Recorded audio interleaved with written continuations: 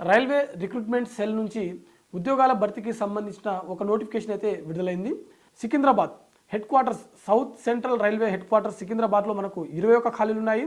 Head క్వార్టర్స్లో మనకు 10, అదేవిధంగా సికింద్రాబాద్ డివిజన్లో 5, అదేవిధంగా Hyderabad division 5, Vijayawada division 5, Guntur division 5, Guntakal division 5, Nanded division 5. So ఓవరాల్గా మనకు 61 ఖాళీలు అయితే ఈ నోటిఫికేషన్లో మనకు ఉన్నాయి. మరి వీటికి సంబంధించిన క్వాలిఫికేషన్, ఎడ్యుకేషన్ క్వాలిఫికేషన్ చూసినట్లయితే అభ్యర్థులు 10th పాస్ అయిన తర్వాత ఐటీఐ ఉంటే సరిపోతుంది. ఒకవేళ అట్లా లేకపోతే ఇంటర్మీడియట్ పాస్ అయినటువంటి అభ్యర్థులు కూడా ఈ పోస్టులకు దరఖాస్తు చేసుకోవడానికి ఎలిజిబుల్. అయితే ఇక్కడ ఈ పోస్టులకు దరఖాస్తు చేసుకునే ముందల అభ్యర్థికి కనీసం ఆ ఐటీఐ సంబంధిత రంగాలలో కనీస ప్రావీణ్యం అనేది ఉండాల్సి ఉంటుంది. ఇది అభ్యర్థులు గమనించవలసినటువంటి విషయం. ఏజ్ లిమిట్ చూసినట్లయితే అభ్యర్థికి కనీసం 18 సంవత్సరాలు, మ్యాక్సిమం 25 సంవత్సరాల వరకు ఉన్నటువంటి అభ్యర్థులు ప్రతి ఒక్కరు కూడా ఈ పోస్టులకు దరఖాస్తు చేసుకోవడానికి ఎలిజిబుల్.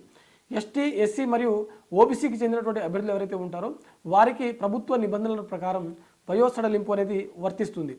అయితే ఇక్కడ వీటికి సంబంధించిన దరఖాస్తు ప్రక్రియ ఎప్పటి నుంచి మొదలు కానుందనే విషయాన్ని చూసినట్లయితే అక్టోబర్ 25వ తేదీన వీటికి సంబంధించిన దరఖాస్తు ప్రక్రియ మొదలు కావడం జరిగింది. చివరి తేదీ చూసినట్లయితే నవంబర్ 24వ తేదీన వీటి యొక్క దరఖాస్తు ప్రక్రియ అనేది ముగియడం జరుగుతుంది.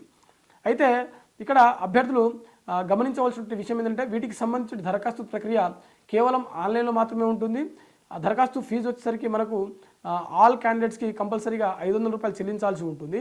అదే ఎస్టీ, ఎస్సీ మరియు ఉమెన్, అంటే ఏ కేటగిరీకి సంబంధించిన ఉమెన్ అయినా కావచ్చు, అదేవిధంగా మైనారిటీస్, అదేవిధంగా ఎకనామికల్లీ బ్యాక్వర్డ్ క్లాసెస్ ఎవరైతే ఉన్నారో వీరందరికీ కూడా 250 రూపాయలు మాత్రమే చెల్లించాల్సి ఉంటుంది.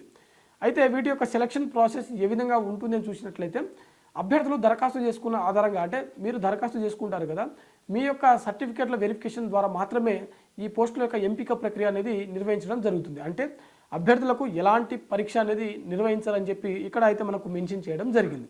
ఎవరైతే దరఖాస్తు చేసుకుంటారో ఆన్లైన్ ద్వారా వారికి డాక్యుమెంట్ వెరిఫికేషన్ అనేది నిర్వహించడం జరుగుతుంది.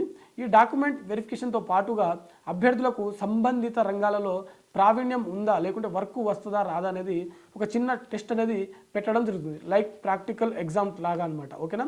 సో మరి ముఖ్యంగా ఇక్కడ గమనించవలసిన విషయం ఏంటంటే అభ్యర్థులకు ఇది కంప్లీట్గా స్పోర్ట్స్ కోటాకు సంబంధించిన ఉద్యోగాలు.